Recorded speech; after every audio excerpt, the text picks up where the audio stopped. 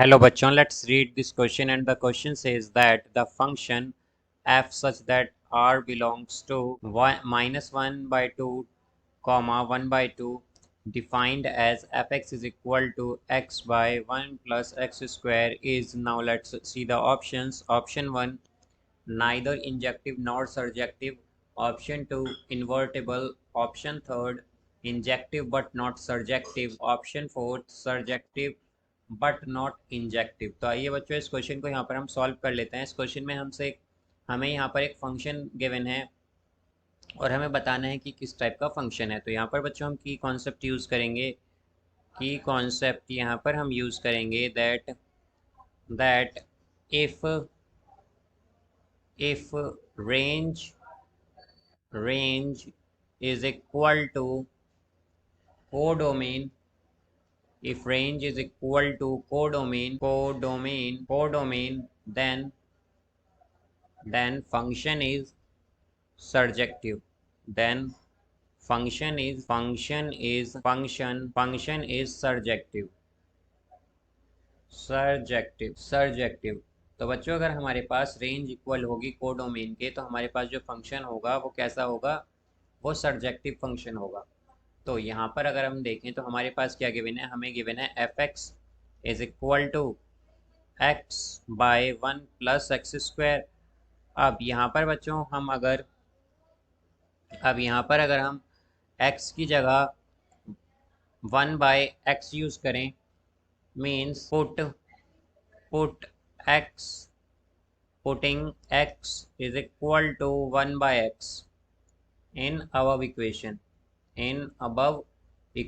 तो above equation में बच्चों अगर हम x की जगह 1 बाय एक्स रखें तो ये हो जाएगा हमारे पास f 1 by X is equal to 1 by X divided by 1 plus 1 by X square. तो क्या होगा बच्चों? ये हो जाएगा हमारे पास, ये आएगा फिर हमारे पास यहाँ से ये आएगा बच्चों f 1 by X is equal to f 1 by X is equal to x by X square plus 1। तो ये आएगा बच्चों। तो इसका अगर हम देखें तो इसका मतलब क्या है कि एफ एक्स हमारा क्या आ गया है? एफ एक्स हमारा इक्वल आया है एफ 1 बाय एक्स के। तो यहाँ पर बच्चों अगर एफ एक्स इक्वल है एफ 1 बाय एक्स के, तो हम क्या कहेंगे कि फंक्शन हमारा 1 नहीं है। तो हम क्या कहेंगे? द गिवन फंक्शन सिंस, या फिर हम कहेंगे कि since F X is equal to F 1 by X, since fx is equal to 1 by x, so fx is not 1 तो क्या है ये बच्चों? 1 नहीं होगा। यहाँ पर ये 1 नहीं होगा बिकॉज fx जो है वो इक्वल आ गया है f 1 बाय एक्स के। fx is not 1। और हम जानते हैं कि अगर ये 1 नहीं है तो ये कैसा फंक्शन नहीं है? ये बेसिकली हमारे पास इंजेक्टिव फंक्शन नहीं है, या फिर हम कह सकते हैं और इट इज़ नॉट इंजेक्टिव, या फिर हम कह सकते हैं कि ये इंजेक्टिव नहीं है ये फंक्शन। तो यहाँ पर बच्चों हमें ये पता चल गया है कि ये फंक्शन इंजेक्टिव नहीं है। तो ये गिवन फंक्शन बच्चों हमारा क्या नहीं है? ये 1 नहीं है, या फिर हम कहें कि इंजेक्टिव नहीं है। अब हम क्या करेंगे बच्चों? यहाँ पर इसे लेट कर लेंगे। Let y is equal to F X. हम एफ एक्स को y मान लेते हैं यहाँ पर। तो यहाँ से बच्चों हम क्या कहेंगे कि हमारा जो y है वो किसके इक्वल होगा? x by 1 plus X square के। तो इसे हम क्या कह सकते हैं कि यहाँ से हमारा X square Y plus X, यहाँ पर minus X plus Y is equal to 0 आ जाएगा। अब ये बच्चों एक क्वाड्रेटिक इक्वेशन है और हम जानते हैं कि x कैसे बिलोंग करता है? यहाँ पर x बिलोंग करता है रियल नंबर में, जैसा कि हमें गिवन है यहाँ पर।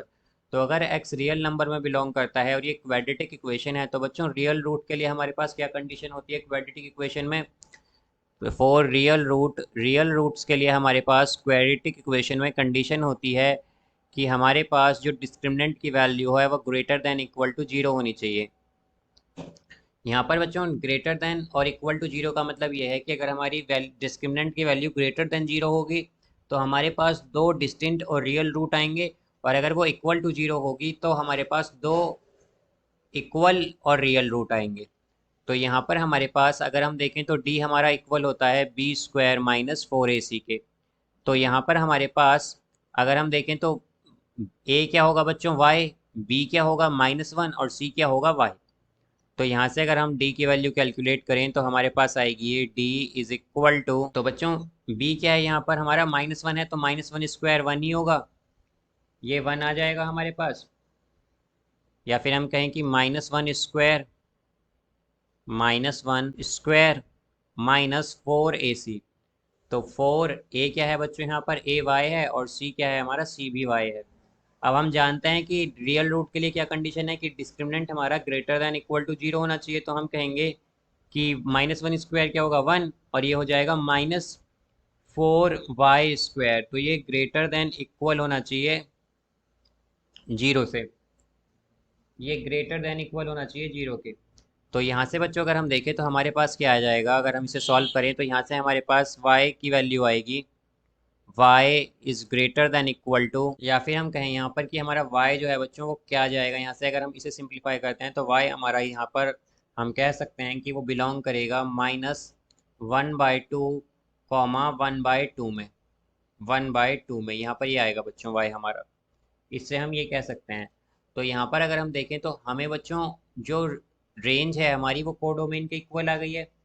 तो हमारी रेंज क्या आई है, रेंज यहाँ पर कोडोमेन के इक्वल आ गई है, कोडोमेन के। और हम जानते हैं कि अगर रेंज हमारी कोडोमेन के इक्वल है तो हमारे पास क्या होगा, हमारे पास ये फंक्शन सर्जेक्टिव हो जाएगा।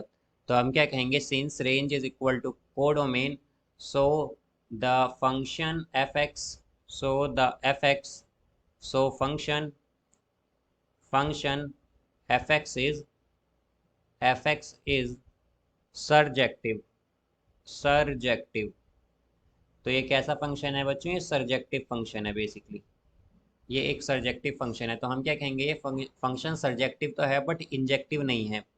तो इसका जो करेक्ट आंसर होगा बच्चों हमारे पास वो होगा option 4, that the function is surjective but not injective.